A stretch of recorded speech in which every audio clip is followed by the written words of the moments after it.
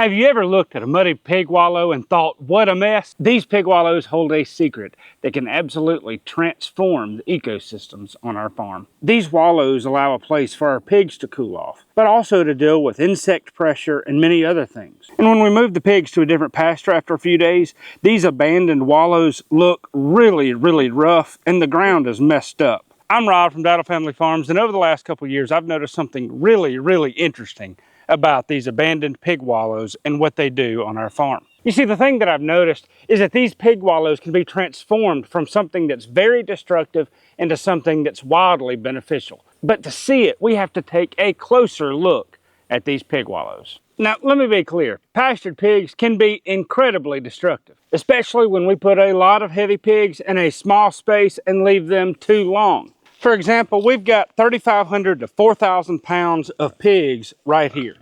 If we put them and left them in this quarter-acre paddock for 2 or 3 days, they can do a lot of good. But if we leave them there too long, they can be so destructive that they can kill even large trees. And good management of the pigs can limit their destructive behaviors and even offer a lot of incredibly good benefits. And we can do some things to mitigate the damage that the pigs do. By moving them quickly after they've consumed the bulk of the forage, they'll root around in the ground less, and by providing wallows in strategic places. But even when we do, pigs can find just a little bit of soil moisture in a shallow depression, like when we were irrigating the field that Charlotte's in, and a little bit of the water sprayed over here, and the pigs just rooted up this entire mess. Even with good management to mitigate the destructive potential of pastured pigs, they'll still leave some uneven ground in your pastures, like here. And in soil depressions like this, if you're trying to drive a tractor or bush hog or any kind of equipment over it, it's going to be rough. Now, there's a lot of talk about different grazing breeds of pigs, coonies, Idaho pasture pigs, and then many others. Most of these pigs will have an upturned snout, and people will say they'll eat grass and won't root. But in my observation, if you have pigs on pasture, and if you leave them there long enough, if the grass isn't good enough, all pigs will eventually root. And over the years, I've gotten much better at managing our pigs on pasture to reduce their destructive nature and increase the positive benefits that they have on the farm. But it is a constant learning experience. And of course, I'm still prone to boneheaded moves. You see, the reality of raising pigs on pasture is that they can be incredibly tough on the land, but they can bring a lot of benefits that other livestock just can't. So I'll take things like the pig's wallowing behaviors and many things in context. You see, by carefully selecting where I place the wallows, like this one right here, between these groups of willows, it takes an area of the pasture that, quite frankly, I'm not going to get the tractor around to be able to bush hog very easily. I'm not going to be planting cover crops on it very easily. Not only does it offer water and hydration for the trees, but it also offers the pigs a good place to cool down, roll around in the mud, keep the stinging insects off of them, and limiting how much they root up other parts of the pasture, trying to stay cool. And this is where pigs truly shine. They help root up the unwanted plants within our pastures so that we can put more productive pasture grasses, more native pasture grasses, not only for the benefit of the pigs, but also for the benefit of beneficial insects, all kinds of wildlife, and many others. And in the forest like the one I'm standing in here, the pigs do a remarkable job of helping clean up. This wooded area is a younger forest area, and as forests grow, there's a lot of trees grow up at once. But then you get some of the larger trees that grow faster, that thrive more, like those big oaks over there.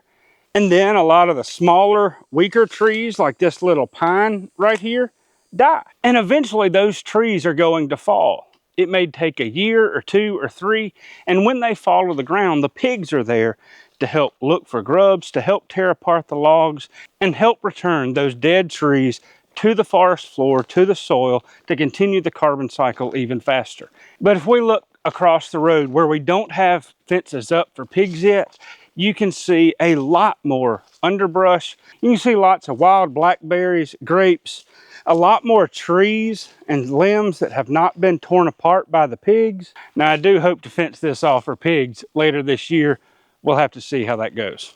And of course, it's always worth talking about pig manure. Compared to poultry manure, pig manure is really low in nitrogen. Pigs produce a lot of it, and it has this remarkable impact on the ground. Let me explain. Because chicken litter is so high in nitrogen, you typically get a very quick flush of growth from poultry litter. But the manure is more of an organic, slow release type than poultry litter. It's not quite as hot. And what I've found is it has a compounding effect. Year one, you'll get some benefit. Year two, you'll get even more benefit. And year three, you'll get even more benefit. But the surprising and untold benefit of pasture pigs are the wallows that they create and the vernal pools that follow. If you're not familiar with them, vernal pools are shallow depressions in the land that hold water for normally a few months out of the year, but they typically dry up every year. And even though this pool does not dry up every year, this is what a vernal pool typically looks like. They're often in woods, but they can be in pastures as well. With our weather conditions in my area, this is what most vernal pools look like this time of the year. They are dry.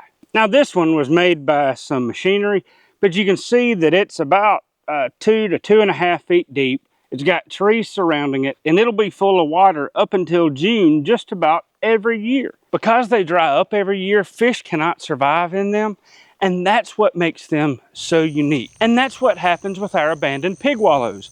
We move our pigs around on pasture, and we move them to a new paddock every 7 to 20 days. And so the pigs will use the wallow during that time. Because fish don't survive in the pools, we see an explosion in reptile and amphibians. We've seen a lot more frogs and toads, especially green tree frogs.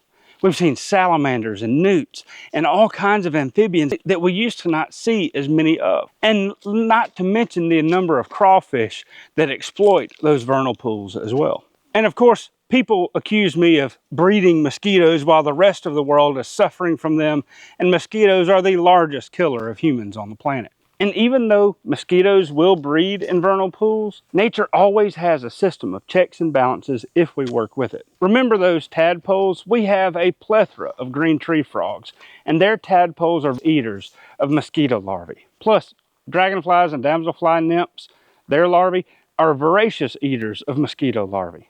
We rarely see any mosquito larvae in these pools because they're so flooded with the predators of mosquito larvae. Plus, with the increased population of dragonflies and damselflies, we've seen dozens a day, sometimes hundreds per day. Each dragonfly and damselfly can consume up to 100 mosquitoes per day. Now there's still plenty of mosquitoes left, don't get me wrong, but they help keep the systems in check. And of course, there are other predators of mosquito larvae, like water striders that will consume any of the mosquito larvae that come close to the surface of the water. And then there are those predaceous diving beetles whose larvae and the adult beetles themselves eat mosquito larvae. You see, in many ways, vernal pools are traps for the mosquitoes because their predators can't survive in buckets of backwater left in somebody's backyard, but the predators of the mosquitoes can survive and thrive in vernal pools. So by giving mosquitoes a place to breed where their natural predators are breeding as well, we are actually reducing mosquito populations. You see, it's all a matter of perspective. Something that can appear to be a royal mess, something that can appear to be incredibly destructive and may very well be very destructive, but it can also be wildly beneficial. Now don't get me wrong, you are not going to have a perfectly manicured lawn with pastured pigs. You're not even going to have a good, even pasture with pastured pigs. But if you'll give your pigs, your livestock, and your pastures a little bit of flexibility, you can do some amazing things with them in the process and create a whole host of benefits to the ecosystems on your farm.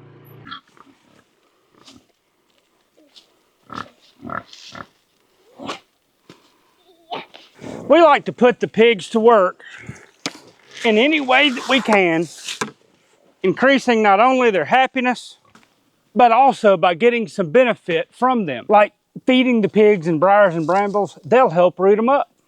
Realize that harnessing their instinctive behaviors to root, to dig, to roll around in the mud can be a boon for the ecosystems on the farm, both above the ground, below the ground, and offer a lot of benefits. One of the benefits we've seen with our increased insect populations is this really interesting raptor that follows the tractor around every time we bush hog. Check out this video right here to see more.